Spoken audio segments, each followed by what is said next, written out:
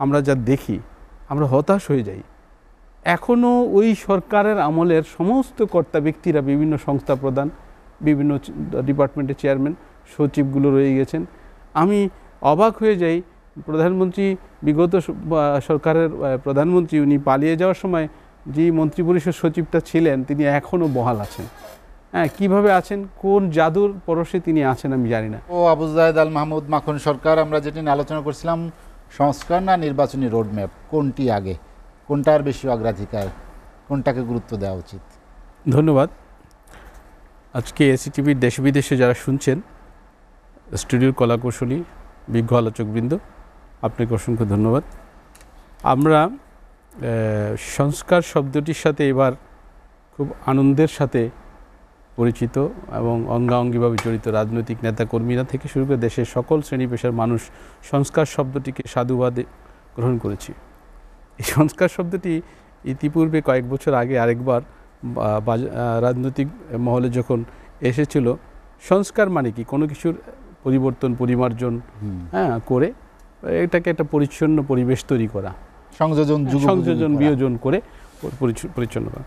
তো সেই সংস্কারটা তখন কিন্তু খুব খারাপ অর্থে সংস্কারপন্থী বলে একটা সেটা 111-এর সময় হয়েছিল। তখন তো একটা প্রচেষ্টা ছিল যে রাজনৈতিক দলগুলোকে ভেঙে পক্ষ যখন রাজনীতির মাঠ ছেড়ে পলায়ন করলো, চেষ্টা ছিল, একটি পক্ষ যখন রাজনীতির মাঠ ছেড়ে পলায়ন করলো, তখন এর বাহিরে মাঠে যারা অবস্থানে ছিল সকল রাজনৈতিক দল, শ্রেণী পেশার মানুষ এবং ছাত্র আন্দোলনের নেতাকর্মীরা সহ সাধারণ মানুষ এই সংস্কার শব্দটাকে খুব সানন্দে গ্রহণ করে নিল। এবং এই সংস্কারটা জরুরিও বটে। বিভিন্ন জায়গাগুলোতে গত 16-17 বছর একঘেয়েমি সরকার একচেটিয়াভাবে তারা বিভিন্ন রকম ন্যায় অন্যায় করে জায়গাগুলোকে বলা চলে অনেকাংশেই নিয়মটাকে অনিয়ম করে ফেলছে, অনিয়মটাকে নিয়ম করে ফেলছে।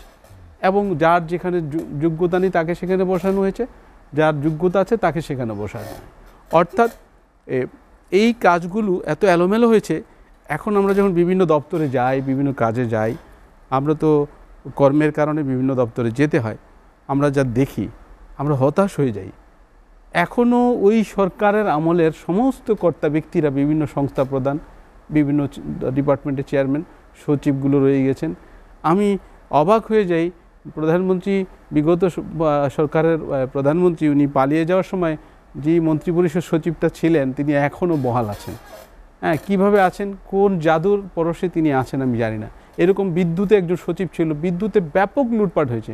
নসরুল হামিদ বিপু থেকে শুরু করে প্রধানমন্ত্রী পরিবারের সদস্যদের, সেখানে আজকে একটা পরিবর্তনের অর্ডার হয়েছে, কিন্তু তার চাকরির একটা লোক 3 বছর এক জায়গায় থাকবে, সেখানে দেখা যাচ্ছে তাকে 4 বছরের অতিরিক্ত সময় তাকে সেখানে রাখা হয়েছে এবং কিছুদিনের মধ্যে তিনি অবসরে যাবেন এবং সেখান থেকে ওই চেয়ার থেকে তিনি অবসরে যাবেন।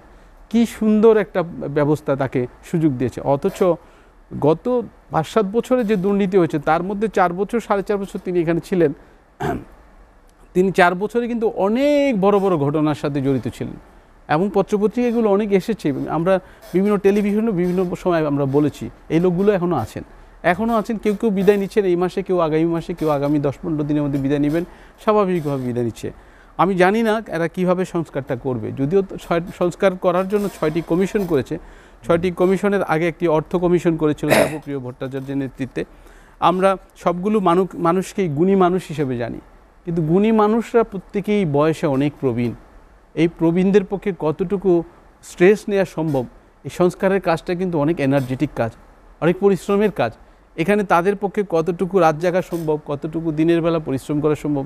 যে মানুষ গুনে গুনে ওষুধ খায়, গুনে গুনে টাইম গুনে খাবার খায়, সেই মানুষগুলো কতটা সময় দিতে পারবে রাষ্ট্র সংস্কারে, আমি এই জায়গায় একটু সন্দেহ পোষণ করছি।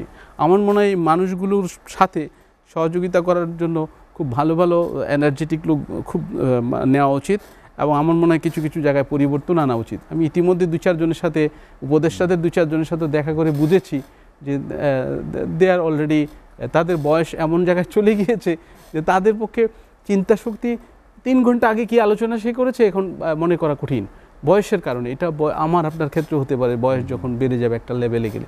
70 ক্রস করলে একটা মানুষের তো চিন্তাভাবনার শক্তি অনেক দুর্বল হয়ে আসে। 80, 85, 82, যদিও আমাদের প্রধান উপদেষ্টা অনেক এনার্জেটিক মানুষ এবং অনেক জ্ঞানী মানুষ, উনি কিন্তু অনেক কিছু এখনও ক্রিয়েটিভ চিন্তাভাবনা করতে পারে। হয়তো তিনি ব্যতিক্রম, কিন্তু অন্যরা কিন্তু তিনি হয়তো অনেকের থেকে ব্যতিক্রম, কিন্তু অন্যান্য উপদেষ্টাদের ক্ষেত্রে দেখা গেছে যে এই দুর্বলতাটা আছে এবং এই স্বাস্থ্যগত দুর্বলতাটা আছে। এগুলো সংস্কার কর্মসূচিটাকে এগিয়ে নিতে বাধা সৃষ্টি করবে, এটা খুব দ্রুততার সাথে হবে আমি এখন আশা পাই না। আমি গত 2 মাসে যা দেখছি, কিন্তু হওয়া উচিত।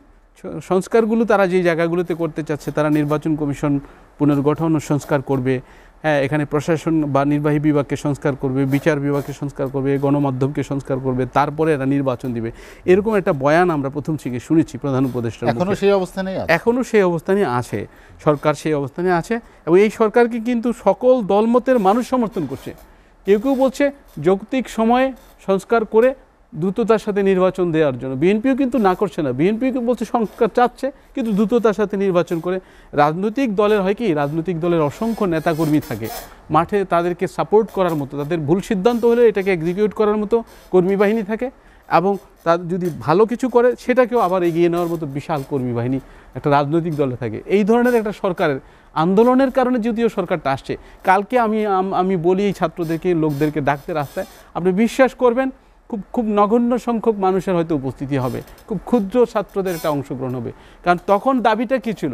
দাবিটা একটা সরকারের উপর মানুষের অনেক চাওয়া পাওয়া ছিল, অনেক ন্যায় অন্যায় হয়েছে 13 বছর 16 বছরে নির্বাচনে ভোট দিতে পারে নাই, দেশের অর্থ ব্যবস্থার অবস্থা বাজে হয়ে গেছিল, বাজার ব্যবস্থার অবস্থা বাজে হয়ে গেছিল, মানুষের জীবন জীবিকা অন্যরকম হয়ে গেছিল, আয়নাগর, গুম খুম অনেক কিছু ছিল, অন্যায় অত্যাচার, বিভিন্ন রকম কমিশন বাণিজ্য, বিদেশের টাকা পাচার, অসংখ্যভাবে অভিযুক্ত সরকারটির বিরুদ্ধে মানুষের ক্ষোভ ছিল সীমাহীন, একেবারে পর্বত বলা চলে, হিমালয় পর্বত পরিমাণ উচ্চতায় ছিল মানুষের অভিযোগ। তখন ছাত্ররা যখন একটি ছোটো ইস্যুকে নিয়ে আসলো, কোটার ইস্যুটাকে নিয়ে আসলো, সেই ইস্যুটার সাথে আস্তে আস্তে একটা সময় দেশের মানুষ জড়িয়ে গেল। যখন ছাত্রদের উপর ব্যাপকভাবে অন্যায় অত্যাচার হচ্ছে, খুন খারাপি হচ্ছে, গুম খুম হচ্ছে, তখন দেশের মানুষ, সকল শ্রেণী পেশার মানুষ এগিয়ে আসছে। সকল রাজনৈতিক দলও কম বেশি এখানে ভূমিকা রেখেছে, কেউ প্রত্যক্ষ রেখেছে, কেউ পরোক্ষ রেখেছে। আমার ধারণা আওয়ামী লীগ এবং আওয়ামী লীগের সাথে দুই একটা ছোটোখাটো দল ছাড়া দেশের বাকি সকল দল কম বেশি ভূমিকা রেখেছে। এখানে ধরেন বিএনপি বা জামাত বা অন্যান্য দল যদি আপনি তাদেরকে হালকা করে দেখেন, আমি বলতে চাই যে 16-17 বছর কিন্তু তারা মাঠে অনেক পরিশ্রম করেছে, তারা অনেক হামলা মামলার শিকার হয়েছে এবং আন্দোলনটাকে তারা বিভিন্নভাবে জমিয়ে তোলার চেষ্টা করেছে। গত 28 অক্টোবরে একটা ক্র্যাকডাউন করে সরকার কিন্তু এটাকে ভিন্ন দিকে মোড় ঘুরিয়ে দিয়েছে এবং বিএনপির মহাসচিব মির্জা ফখরুল, মির্জা আব্বাস আরও অনেক নেতাদেরকে, রিজভী ভাই সহ আরও অনেক নেতাদেরকে অ্যারেস্ট করে নিয়ে গেছে, আন্দোলনটাকে দমিয়ে ফেলছে, বিএনপিকে একেবারে বলা চলে নাই করে দিয়েছে এবং তারা উল্লাস করেছে সরকার। আজকে সরকার আবার ওই সরকারটি আবার নাই দেশে। আজকে কেউ আওয়ামী লীগ করে, মুজিব কোট পরে কাউকে ঘুরতে দেখি না, মসজিদ কমিটির সভাপতিরা মসজিদে যায় না। কি একটা বাজে পরিস্থিতি রাজনীতির সৃষ্টি করেছে ওই সরকারটি, কল্পনার বাইরে। টোটাল রাজনীতিরই একটা ক্ষতি করে ফেলেছে, দেশের টোটাল স্ট্রাকচারাল সমস্ত প্রশাসনিক স্ট্রাকচারগুলো ভেঙে দিয়েছে, অর্থ ব্যবস্থা ভেঙে দিয়েছে, সব কিছু ভেঙে দিয়েছে। ব্যাংকগুলোর যে কি বাজে অবস্থা আপনি কল্পনা করা যাবে না। আমি একটা পারিবারিক কাজে একটা ব্যাংকে আজকে গিয়েছিলাম, টাকা দিতে পারছে না, সেখানে ব্যাংক টাকা দিতে পারছে না, আপনি আপনার প্রত্যাশা মতো টাকা পয়সা দিতে মাখন সরকার। আমি আপনাকে কল্পনার বাইরে অর্থনৈতিক অবস্থা খারাপ হয়ে গিয়েছে। সুতরাং আমার মনে হয় সংস্কারগুলো হওয়া জরুরি। রোডম্যাপটার বিষয়ে আমি পরে বলছি।